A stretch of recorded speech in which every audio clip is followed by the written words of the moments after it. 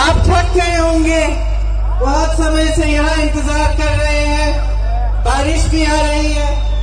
ನೀವು ಬಹಳ ಸಮಯದಿಂದ ಇಲ್ಲಿ ನನ್ನನ್ನು ನಿರೀಕ್ಷೆ ಮಾಡ್ತಾ ಇದ್ದೀರಿ. ಸ್ವಲ್ಪ ಮಳೆನೂ ಕೂಡ ಬರ್ತಾ ಇದೆ. ಆದ್ರೂ ಕೂಡ ನೀವು ಬಹಳ ಸಮಯದಿಂದ ನನ್ನನ್ನು ನಿರೀಕ್ಷೆ ಮಾಡಿದ್ದಕ್ಕೆ ನಾನು ನಿಮಗೆ ಆಭಾರಿಯಾಗಿದ್ದೇನೆ. मैं क्षमा चाहती हूँ कि मुझे थोड़ी देर हो गई और आपको बारिश में इंतजार करना पड़ा। मैं आपकी बहुत बहुत आभारी हूँ। ನಾನು ನಿಮ್ಮೆಲ್ಲರ ಕ್ಷಮೆಯನ್ನು ಯಾಚಿಸಲಿಕ್ಕೆ ಬಯಸ್ತೇನೆ. ನಾನು ಬರುವುದರಲ್ಲಿ ಸ್ವಲ್ಪ ತಡ ಆಗಿದೆ, ಮಳೆನೂ ಉದುರ್ತಾ ಇದೆ. ಆದ್ರೂ ಕೂಡ ತಾವೆಲ್ಲ ಬಾಧ್ಯತೆಗೋಸ್ಕರ ನಾನು ನಿಮ್ಗೆ ಆಭಾರಿಯಾಗಿದ್ದೇನೆ ಮತ್ತು ಕ್ಷಮೆಯನ್ನು ಯಾಚಿಸ್ತೇನೆ. सिर्फ बारिश नहीं, हर पार्टी के नेता भी आप पर काफी दिनों से बरस रहे हैं। आप खुश होंगे कि कल चुनाव खत्म का प्रचार खत्म हो रहा है। ನೀವು ಚುನಾವಣೆಯ ಕೊನೆಯ ಹಂತದಲ್ಲಿ ನಾವೆಲ್ಲ ಇಲ್ಲಿದ್ದೇವೆ. ಅನೇಕ ನಾಯಕರುಗಳು ಒಂದು ಭಾಷಣ ಮಾಡ್ತಾ ಇದ್ದಾರೆ. ನಾಳೆ ಚುನಾವಣಾ ಪ್ರಚಾರಕ್ಕೆ ಕೊನೆಯ ದಿನವೂ ಕೂಡ ಹೌದು. आज सुबह मैं मूड बिगड़ी गई थी और जब मैं वापस आ रही थी तो मैं भी बड़ी खुश थी, क्योंकि मैं न्यूज देख रही थी और न्यूज में मैंने कुछ ऐसी चीज देखी जिससे मुझे खुशी हुई। ನಾನು ಇಲ್ಲಿಗೆ ಬರುವಂತಹ ಸಂದರ್ಭದಲ್ಲಿ ಬೇರೆ ಪ್ರಚಾರ ಭಾಷಣ ಮುಗಿಸಿ ಬರುವಂತಹ ಸಂದರ್ಭದಲ್ಲಿ ನಾನು ಕೂಡ ವಾರ್ತೆಗಳನ್ನು ನೋಡ್ಕೊಂಡು ಬರ್ತಾ ಇದ್ದೆ. ಬಹಳ ದೊಡ್ಡ ಪ್ರಮಾಣದಲ್ಲಿ ಇಲ್ಲಿ ಬೆಂಬಲಿಗರು ಸೇರಿದ್ದಾರೆ ಅಂತೇಳಿ ನನಗೂ ಕೂಡ ತುಂಬಾ ಸಂತೋಷ ಆಯಿತು. दरअसल बहुत समय से जब से ये कैंपेन शुरू हुई है, हम कांग्रेस के जितने भी नेता हैं, हम बीजेपी की नेताओं को और खास तौर से प्रधानमंत्री मोदी जी को कह रहे हैं कि मुद्दे पे आओ, मुद्दे पे आओ, मुद्दे पे आओ। ನಾವು ಬಹಳ ದಿವಸದಿಂದ ಕರ್ನಾಟಕದಲ್ಲಿ ಪ್ರವಾಸ ಮಾಡ್ತಾ ಇದ್ದೇವೆ. ಕರ್ನಾಟಕ ಉದ್ಯೋಗಕ್ಕೆ ಚುನಾವಣಾ ಪ್ರಚಾರ ಮಾಡ್ತಾ ಇದ್ದೇವೆ. ಈ ಸಂದರ್ಭದಲ್ಲಿ ನಾನು ಪ್ರಧಾನಮಂತ್ರಿ ಮೋದಿ ಅವರಿಗೂ ಕೂಡ ಹಲವು ಬಾರಿ ಹಲವು ಸಭೆಗಳಲ್ಲಿ ಹೇಳಿದ್ದೇನೆ, ದಯವಿಟ್ಟು ಚುನಾವಣೆ ವಿಷಯಕ್ಕೆ ಬನ್ನಿ, ಚುನಾವಣೆ ವಿಷಯಕ್ಕೆ ಬನ್ನಿ, ಚುನಾವಣೆ ವಿಷಯಕ್ಕೆ ಬನ್ನಿ ಅಂತೇಳಿ ಅವರನ್ನ ಕೇಳ್ಕೊಳ್ತಾನೆ ಇದ್ದೇನೆ. तो जब मैंने देखा मूड बिजली से आते हुए कि चुनाव में शायद पहली बार के लिए प्रधानमंत्री जी महंगाई, विकास और आपके जो मुद्दे हैं उस पर चर्चा कर रहे थे तो मैं बहुत खुश हुई। ನನಗೆ ಕರ್ನಾಟಕದಲ್ಲಿ ನೋಡಿದಂತಹ ಸಂದರ್ಭದಲ್ಲಿ ಇಲ್ಲಿ ಜನಗಳ ಸಮಸ್ಯೆಗಳೇನಿದ್ದಾವೆ, ಜನಗಳು ಎದುರಿಸ್ತಿರತಕ್ಕಂತಹ ಕಷ್ಟಗಳೇನಿದ್ದಾವೆ ಮತ್ತು ಇಲ್ಲಿ ಚರ್ಚೆ ಮಾಡಬೇಕಾದಂತಹ ವಿಷಯಗಳೇನಿದ್ದಾವೆ ಅದರ ಬಗ್ಗೆ ಯಾವುದೇ ಚರ್ಚೆ ನಡೆಯುವಂತ ಪ್ರಧಾನಿಗಳ ಮುಖಾಂತರ ನಾನು ನೋಡ್ಲಿಕ್ಕೆ ಸಾಧ್ಯ ಆಗಲಿಲ್ಲ. तो शाम आई, मैं यहाँ आई, अभी आते आते अपना फोन देख रही थी, फिर से न्यूज देखी और लो भाई फिर से पटरी से उतर गए। ಇಲ್ಲಿ ಬರುವಂತಹ ಸಂದರ್ಭದಲ್ಲಿ ನಾನು ಫೋನ್ನಲ್ಲಿ ವಿಷಯಗಳನ್ನೆಲ್ಲ ನೋಡ್ಕೊಂಡು ಬರ್ತಾ ಇದ್ದೆ. ಅದರಲ್ಲಿ ಆಗ್ತಾ ಇರ್ತಕ್ಕಂಥ ಅಲ್ಲಿ ಬರ್ತಕ್ಕಂಥ ವಿಷಯಗಳಲ್ಲಿ ಜನಗಳ ಬದುಕಿಗೆ ಸಂಬಂಧಪಟ್ಟಿರ್ತಕ್ಕಂಥ ವಿಚಾರಗಳೆಲ್ಲ ಬಿಟ್ಟು ಬೇರೆ ವಿಷಯಗಳೇ ಇತ್ತು. फिर से विकास की बात छोड़ दी, महंगाई की बात छोड़ दी, रोजगार की बात छोड़ दी और पता नहीं क्या इंटरनेशनल कॉन्स्पिरेसीज की बातें करने लग गए और कोई दूसरे देश विदेश की बातें करने लग गए। ನಾನು ನೋಡ್ತಾ ಬಂದೆ, ಇಲ್ಲಿರುವಂತ ಬೆಲೆ ಏರಿಕೆ ವಿಚಾರದಲ್ಲಾಗ್ಲಿ, ನಿರುದ್ಯೋಗದ ವಿಚಾರದಲ್ಲಾಗ್ಲಿ, ಜನಸಾಮಾನ್ಯರ ವಿಚಾರದ ಬಗ್ಗೆ ಆಗಲಿ ಯಾವುದೇ ವಿಚಾರವನ್ನು ಪ್ರಸ್ತಾಪ ಮಾಡ್ತಾ ಇರಲಿಲ್ಲ.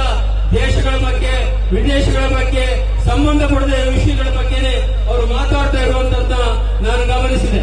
अभी भी बात समझ में नहीं आ रही है कि जनता को अपनी चीजों पर, अपने मुद्दों पर बात और चर्चा चाहिए।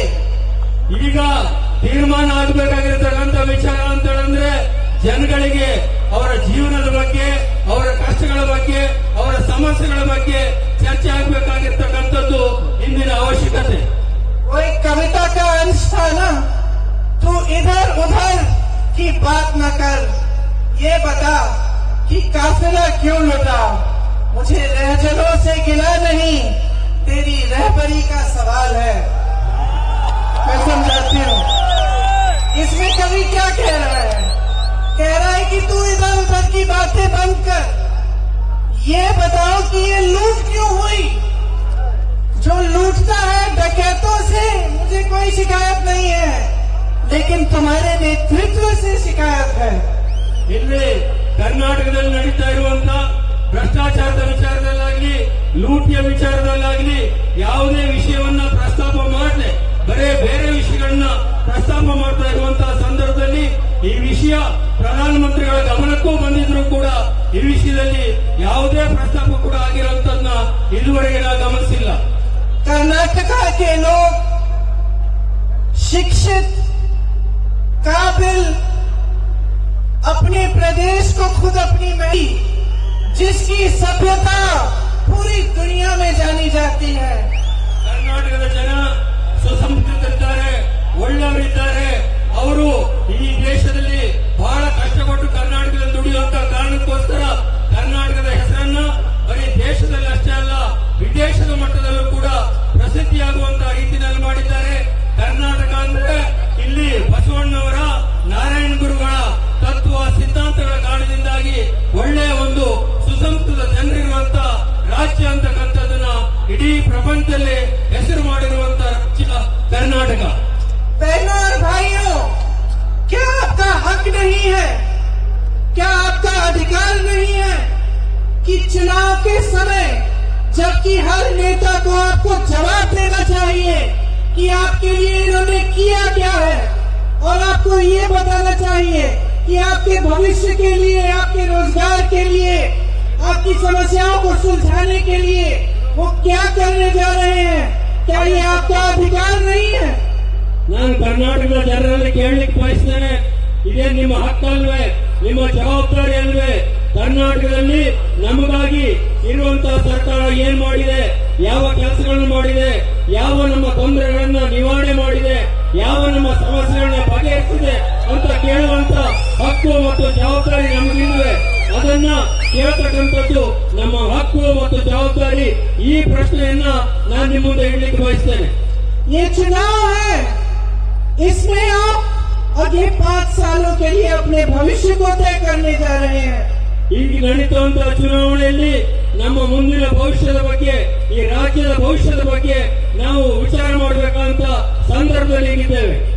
कोई मजाक नहीं है कि कोई नेता आपका मजाक उड़ाए और इधर उधर के मुद्दों पर आकर आपसे चर्चा करे जिससे आपके जीवन का कोई मतलब नहीं है। ಇದು ತಮಾಷೆಯ ವಿಷಯ ಅಲ್ಲ। ರಾಷ್ಟ್ರದ ನಾಯಕರೊಬ್ಬರು ಬಂದು ತಮ್ಮ ವಿಷಯದಲ್ಲಿ ಲೇವಡಿ ಮಾಡುವಂತ ರೀತಿಯಲ್ಲಿ ಮಾತಾಡಿ ತಮ್ಮ ಬದುಕಿಗೆ ಸಂಬಂಧಪಟ್ಟಂತ ಯಾವುದೇ ವಿಚಾರವನ್ನು ಕೂಡ ಚರ್ಚೆ ಮಾಡದೆ ದೇಶ ವಿದೇಶದ ಬೇರೆ ಬೇರೆ ವಿಷಯಗಳನ್ನು ತಂದು ಇಲ್ಲಿ ಮಾತಾಡಿ ಜನಗಳ ಬದುಕಿನ ಬಗ್ಗೆ ಏನೂ ಮಾತಾಡದೇ ಇರುವಂತದ್ದು ಬಹಳ ಖೇದಕರವಾಗಿರ್ತಕ್ಕಂಥ ವಿಚಾರ। बड़े समय से सरकार अलग अलग चीजों के लिए पहचानी जाती है। जैसे इंदिरा गांधी जी की जो सरकार थी वो पहचानी गई हरित क्रांति के लिए, वो पहचानी गई उनके कार्यों के लिए, जमीन के पट्टे गरीबों को देने के लिए। उसके बाद राजीव गांधी जी की सरकार इसलिए जानी गई क्योंकि आधुनिक दौर में पूरे देश को ले गए। उसके बाद नरसिम्हा जी, मनमोहन सिंह जी की सरकारें आई, वो पहचानी गई क्योंकि उन्होंने लिबरलाइजेशन का काम किया, भारत को और आगे बढ़ाया।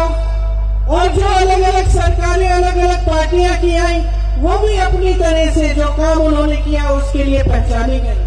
ಭಾರತದಲ್ಲಿ ಇದುವರೆಗೆ ಆಗಿ ಹೋಗಿರುವಂತಹ ಸರ್ಕಾರಗಳಲ್ಲಿ ಈಗಿರುವ ಸರ್ಕಾರದಂತ ರೀತಿಯಲ್ಲಿ ಯಾರು ಕೂಡ ಮಾಡ್ತಾ ಇರಲಿಲ್ಲ।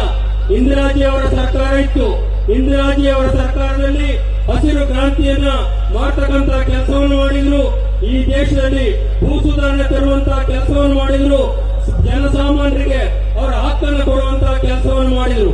ಅದೇ ರೀತಿ ರಾಜೀವ್ ಗಾಂಧಿ ಅವರು ಪ್ರಧಾನಮಂತ್ರಿ ಆದಂತಹ ಸಂದರ್ಭದಲ್ಲಿ ತಂತ್ರಜ್ಞಾನ ಕ್ಷೇತ್ರದಲ್ಲಿ ಕ್ರಾಂತಿ ಮಾಡೋದ್ರ ಜೊತೆಗೆ ಭಾರತವನ್ನು 21ನೇ ಶತಮಾನಕ್ಕೆ ತೆಗೆದುಕೊಂಡು ಹೋಗುವಂತಹ ಕೆಲಸವನ್ನು ಮಾಡಿದ್ರು।